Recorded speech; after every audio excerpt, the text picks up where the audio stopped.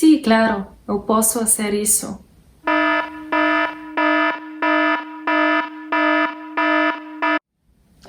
The dreaded portuñol. Listen, we've all been there.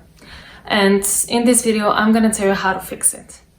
Hi, welcome back to my channel. I love to have you here, friends. If you are new, I'm Stephanie and I love languages, and this is what I cover on this channel. In today's video, I want to talk about how to avoid mixing Spanish and Portuguese. Those are two extremely similar languages, both belonging to the Ibero-Romance group of languages, and they're so interrelated that many times, especially in areas of a lot of crossover, speakers mix the two languages. If that doesn't bother you, of course, click away from the video. If you want to learn more about how not to mix it and to avoid the dreaded portuñol that many of us have actually wished that we could get out of, stay tuned. Now, what exactly is portuñol? Portuñol is, as I mentioned, like some of those areas on the border between a Spanish-speaking and a Portuguese-speaking country. A lot of times it occurs between native speakers, but even if you don't live in one of those areas, if you are a native Spanish speaker and you try to study Portuguese, chances are you're going to mix the two quite a lot to the effect of portuñol, not really speaking either language. If you are a Portuguese speaker and you try to study Spanish, same thing can happen. Even if you are not a native speaker and you have studied one of those languages first, as is my case, I studied Spanish first. And when I started to study Portuguese in the beginning, oh boy, I was mixing it so much. I was speaking this hybrid language that I don't even know how I did it. The point is, there's quite a lot of overlap, and it really is very easy to happen between those two languages. That's why I think that there's like a whole term invented, right? That's why we call it portuñol. Technically, you can mix any two languages. It doesn't matter if they're related or not, especially if you don't have much practice. I've spoken in another video about my experience with mixing Spanish and German. When I said in a shop in Germany, kann ich mit einer Karte pagen, which I mixed it so bad that I can't even talk about that. But when it comes to similar languages like Spanish and Portuguese, mixing happens quite often, and sometimes your native language influences you so much, or this language that you have learned to speak really well influences you so much that you can't really pick up the other language. In some cases, one might even say that it could even be easier to learn to speak Portuguese if you don't speak any Spanish, for example, because then you would have a clean slate. And yeah, it makes sense because, you know, you don't have that influence. Yes, of course, if you speak one Romance language, it is easier to learn others, but there's also that added benefit that if you don't speak them, or then you don't have the danger of speaking portuñol at the end of the day. You just kind of start with a clean slate and you speak the language properly. But if you're still watching this video, I assume that you have troubles mixing two languages, so let's dive right in. First of all, don't be so hard on yourself. We've all been there. I have spoken terrible portuñol before, as have many friends that I know that speak either Portuguese or Spanish as a native language or as a language at a very high level. And before they could speak both Portuguese and Spanish at high levels, it took them quite a while. They spoke quite a lot of portuñol. It's okay, don't be so harsh on yourself. That being said, if you want to avoid speaking portuñol, you should focus on sounding Spanish or sounding Portuguese. And when I say Spanish or Portuguese, I don't mean the nationalities because I don't know what variety you're studying. You might want to sound Mexican, you might want to sound Chilean or Brazilian, I don't know. But my point is, whenever I'm going to be referencing in this video and saying you should sounding Spanish or sounding Portuguese, I mean not the nationality, I mean the language. So I guess Lusophone versus like Hispanic speaking could be like better alternatives, but you get my drift. And also, whenever I'm going to give examples, I will try for Spanish to be as neutral of an accent as possible. Maybe sometimes you hear me speak a little bit madrileño because it's just where I've spoken the most Spanish. When it comes to Portuguese, I don't really know what's going to come out. Sometimes Brazilian pronunciation comes out, sometimes Portuguese pronunciation comes out, and then, there's a lot of regional differences, so I really don't know what accent's going to pop up there, and I don't know that there's a clean kind of universal one. Not that there is with Spanish, but I feel like with Spanish you could be a bit more neutral for some reason. Anyways, that being said, yeah, you should focus on sounding a little bit more as a Portuguese speaker or as a Spanish speaker, and that is going to help a lot with avoiding portuñol. What do I mean by that? I mean, put on your Portuguese skin or your Spanish skin. So a lot of times people say that in order to nail an accent, what you need to do is to kind of put the skin of the language on, you know, kind of pretend as if you were a native speaker. Imagine how those speakers speak your native language and what accent they have, and kind of try to imitate that accent in your target language, and that is how you improve accents. I agree with that, but it's not the full picture. That's not simply how you improve an accent. That's also getting into that skin of the foreign speaker can also help you to not only improve your accent, but also to avoid portuñol. Because if you are getting into the skin of a Portuguese speaker, for example, you not only get a better accent in Portuguese, but you are also less likely to use Spanish words or Spanish grammar and those kind of interfering elements. That can happen if you are simply, you simply try to imitate, or perhaps if you saw my video on the alter ego, you can even use an alter ego. Why not? I feel like that is a great way to separate the two, to have a Spanish speaking alter ego and a Portuguese speaking alter ego. Check out the video that I did on the topic for more details if you're like, Stefani, what are you talking about? Yeah, having a different alter ego for a different language can be a great aid, because it can really help you to separate those two aspects of you. Or if you're not into that, if you, for some reason you don't want to do it, simply imitating the accent, which is the usual accent advice, can be super useful, because it helps you get into a different skin that can help you not mix the two languages quite as much. Another thing that you should do is you should pay attention to the differences between the two languages, because although they're super similar, Portuguese and Spanish do have quite a few differences. To begin with, the pronunciation. That's the first thing that hits you when you hear the two languages. And pronunciation and phonetic differences between the two languages are big part of the reason why Portuguese and Spanish are sometimes not mutually intelligible. Yes, on paper they are. When a speaker of one language reads the text in the other, they can understand each other really well. But when they hear it spoken, usually Portuguese speakers have a much easier time understanding Spanish speakers than Spanish speakers have with understanding Portuguese speakers. And the reason is because Portuguese is a very complex language phonetically speaking. It is not as open as Spanish in terms of like open vowels and sounds. It is much more closed. It has a much more closed pronunciation, especially the European the varieties of the language. And you know, you have a lot of nasal sounds, you have a lot of sounds that you don't encounter in Spanish, but you encounter in other Romance languages such as French. And so it's just very hard to get used to it. When I first heard Portuguese, I was already a Spanish speaker, and I thought that this is super difficult language. I understood nothing. When I first read it on a piece of paper, I was like, this is so easy. So, you know, keep that in mind, and do focus on the differences between the different phonetics. If you're studying both languages, if you're already speaking Portuñol, I assume you don't have trouble with understanding either language. But if you focus on those sound changes that you focused on in the beginning when you were trying to learn the other language, then that can be super helpful in terms of speaking Spanish or Portuguese, and not both together. Another thing that it is extremely important is to pay attention to the differences in terms of vocabulary, because a lot of the times when we are trying to speak the other language, we're just reaching for whatever word comes to mind first, whatever's most comfortable, whatever's the word that belongs to our stronger language. The thing is that with Spanish and Portuguese, there's quite a lot of overlap in vocabulary. There's quite a lot of cognates, but then there's also some words that are so different. So what do I mean by that? Take a look at a list of false friends. This is very important. I'm gonna mention a few in this video just to give you a quick idea of what could go wrong. So, for example, in Spanish, dinner is cena, and in Portuguese, it's jantar. And so if you want to say that you're gonna have a cena in Portuguese, that makes no sense, because that word just means scene, it doesn't mean dinner. So that can lead to an embarrassing situation. Not as embarrassing as the word embarazada, which in Spanish it means to be pregnant, whereas in Portuguese it's simply very close to the English meaning of the word embarrassed. So you can have very confusing situations if you're an English speaker trying to speak Spanish, or if you're a Portuguese speaker trying to speak Spanish, because that word just has a totally different meaning in Spanish. Something very similar as well is the word for dessert, sobremesa.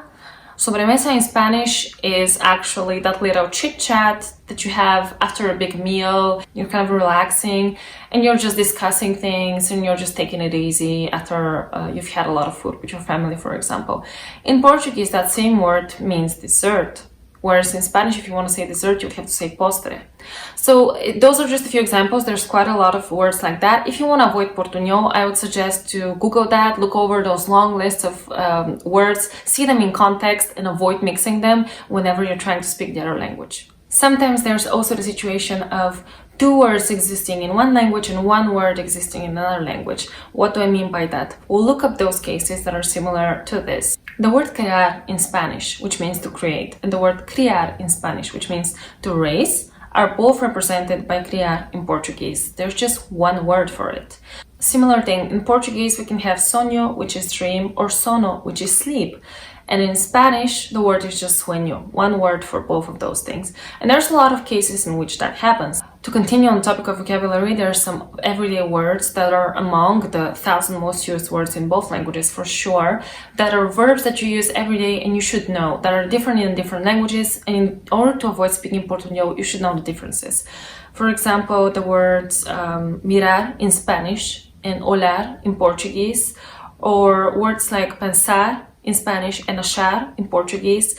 There's a lot of pairs like that, which are super common verbs that are just different in the two languages. It doesn't mean that the exact same word that exists in Spanish doesn't exist in Portuguese.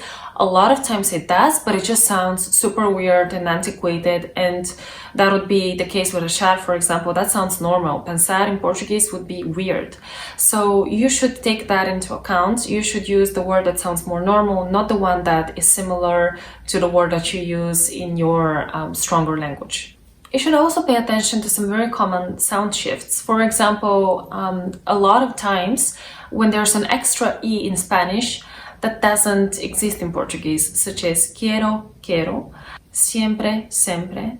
By the way, that also applies quite a lot of times to Italian. So that could also be useful if you're learning that language as well. Or the double L in Spanish, we can have different equivalents in Portuguese. Observe the following pairs: llave, chave, or fallar, falar. And a lot of the times whenever there's a J in Spanish, this is what happens in Portuguese. Bajo, baixo.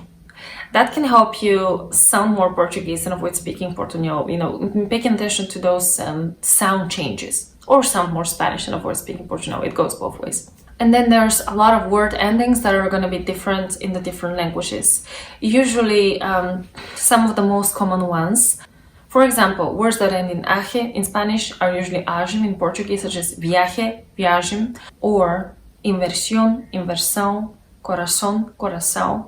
Those are very common pairs and very common endings that you should also be aware of, and that are also things that are great to Google in terms of like how do words usually end in one language and how do they usually end in the other, so that you know the endings and so that you know not to mix them when you're speaking. Other notable differences are some of the most common verbs, which we already discussed this, right? That some very common verbs actually exist in both languages, but in one language may be antiquated, so another word is used. This is not what I mean in this case. I mean words that actually have the same root, but they got a little bit of phonological changes, and so they ended up sounding a bit different, but are very common words and you should know, such as hablar, falar, or hacer, fazer. The H to F thing usually happens quite a lot between Portuguese and Spanish, so you should pay attention to those pairs as well. And last but not least, words of Arabic origin in Spanish. They also exist in Portuguese, but they are just much less common, and so that is something that is a dead giveaway if you're a Spanish speaker, that you are speaking Portuñol, if you try to mix in those Arabic words. Sometimes they're super obvious, like algodón. It also like exists as algodão in Portuguese, and that is very obvious that it's an Arabic word because many of the Arabic words in Spanish actually begin with al, but not always. Sometimes it can be a word that's not as obvious and you insert it into your Portuguese speech and you sound like you're speaking Portuñol. For example, rincón, the word for corner in Spanish. In Portuguese, the word is canto. And so that word in Spanish is actually Arabic, even though it doesn't sound like it is. It doesn't sound like your typical Arabic word in Spanish, but it is, and it didn't make it into the Portuguese language. So the word canto in Portuguese is of Greco-Latin origin, but the thing is that as a word, it also exists in Spanish, but again, it just doesn't sound that normal. It's not used that much by Spanish speakers. It doesn't sound natural. So if you're a Portuguese speaker, you should avoid it in Spanish because it just, yeah, sure, it exists, but it exists in the dictionary, not so much in everyday speech. So to wrap up the section on vocabulary, just really pay attention to a lot of those words that might creep into your language, but they're not necessarily belonging to the target language that you're trying to speak, right? A lot of times there's two words in one language and only one word in the other, or they have different endings, or they have these very common sound shifts, such as the one we talked with the double L, or the extra E in Spanish, and things like that. There's just quite a few sound shifts that take place, and it's very good to Google a lot of those, to Google the false trends, the sound shifts, the common endings, so that you know what they are and you can be better prepared next time. Now, from a grammatical standpoint, there's also quite a few differences, but I want to highlight the biggest ones so that you know what they are. For example, the verbs haber and ter, they both have their equivalents in Portuguese and Spanish. Like, both verbs exist and have cognates, but the thing is that those two verbs are used to form tenses in the different languages, and that is where the big difference comes. It doesn't matter that the verb haber also has an equivalent in Portuguese as it does in Spanish. It doesn't matter. The thing is that in Spanish, tenses are formed with haber, and in Portuguese with ter. So what does that mean? It means that you would say tenho falado, but you would say he hablado in Spanish. So a lot of those times when you have a compound, complex tense that you would form with haber in Spanish, you would form with ter in Portuguese. Another thing that is very important is the progressive tense, that is, I am speaking. In Spanish, you would say estoy hablando, and in Portuguese, you would need to say estou a falar. So the construction is completely different, and if you're a Spanish speaker and you go to Portugal and you say estou falando, that would mean that you're either speaking Portuñol or that you're Brazilian, because that actually is okay in Brazilian Portuguese. So there's also some regional differences, of course, to keep in mind, but in general, there's a difference in how you form the continuous tense in both languages. Same thing with how you form the future, actually, and that is regardless of whether you're in Brazil or in Portugal. In Spanish, you say voy a hablar, whereas in Portuguese, you would say vou falar. It's just that Spanish a is a dead giveaway that you are a Spanish speaker and that you're speaking Portuñol if you say it when you're speaking Portuguese. And same thing goes the other way. If you are speaking, if you're a Portuguese speaker that wants to speak Spanish and you miss that a that is so characteristic of Spanish, voy a hacer algo, you are gonna sound Portuguese, you're gonna sound as if you're speaking Portuñol. A huge difference between the two languages that I think that deserves to be highlighted is that Portuguese actually uses definite articles with names. So you say eu sou a Maria, whereas in Spanish you'd say yo soy Maria. You know, in Portuguese you just use those definite articles as you do in other languages, like Greek, for example. That was always super weird for me, but it is something that you should get used to. And you know, if you're a Portuguese speaker, you should get rid of those when you're speaking Spanish because it just sounds weird. So that is something that is also very important to know when you're trying to avoid speaking Portuñol. And my last tip is certainly practice. This is, I think, the biggest key to not mix languages in general, not just for Portuñol, but any mixture that you might be susceptible to. I no longer mix German and Spanish. I still mix some other languages where I don't have as much practice. It's really a lot about practice. It's when you get enough speaking practice with time, it's gonna go away. So make sure that you practice again and again. With time, you're not gonna be mixing them so much. Keep those tips that I gave you in mind, you know, make sure that you focus on the differences. It's very important to focus on the differences between the two languages when you're speaking. Keep those differences in mind. Look them up beforehand so you know them, and so that in your speech, there's gonna be a part of you that's remembering them and not mixing the languages as much. But in the end of the day, it's about practice, or about an alter ego that can also be super effective. And you can train to not mix them also with something like Siri. It doesn't have to be with native speakers, you know, when you practice, because actually native speakers, they might not tell you when you speak Portuñol, because as I said, it's not the end of the world. It's not a big deal. If you understand each other, it's fine. And, you know, a lot of Portuguese and Spanish speakers, they communicate in Portuñol when they don't know each other's languages very well and they want to be understood. That happens quite naturally. And so maybe a lot of times native speakers will not tell you, hey, you just mix that language, because they don't want to be jerks. But if you yourself want to make sure that you don't mix them, you can use Siri, for example. And usually I found that very effective, because sometimes when you put Siri on your phone, for example, to the language that is weaker, be it Portuguese or Spanish, whichever one it is for you, sometimes your voice commands are not going to be understood. And not always, but that's usually when you're speaking Portuñol. So you can also use that to kind of make this self-check and to to see, even if you are understood, sometimes, for example, you know, Siri can give you like a transcript of what you're saying and correct your Portuñol, so that is also an option. But yeah, at the end of the day, practice, and eventually they're gonna separate in your head. And make sure that you're not being hard on yourself in the process, because you're already speaking those two beautiful languages. So what if you mix them from time to time? It's happened to us all. But I hope that the tips in this video can help you to avoid mixing two languages. Please let me know if you have any other additional tips how not to speak Portuñol. I'm always open to hearing more about that. It's a thorny topic, it's very difficult, and we've all done it. And so I'm sure that you guys have also encountered some stuff that I didn't mention in this video. Let me know in the comments, and like the video if you found some good value in it. And I hope to see you soon here. Subscribe for more from my channel and ring the bell to get notifications when I post my next video, which from this week on, it's going to be on Wednesdays. That is my new schedule. So I hope to see you soon, and I hope this video was super useful. Keep on speaking Spanish and Portuguese, and hasta la próxima. Ciao.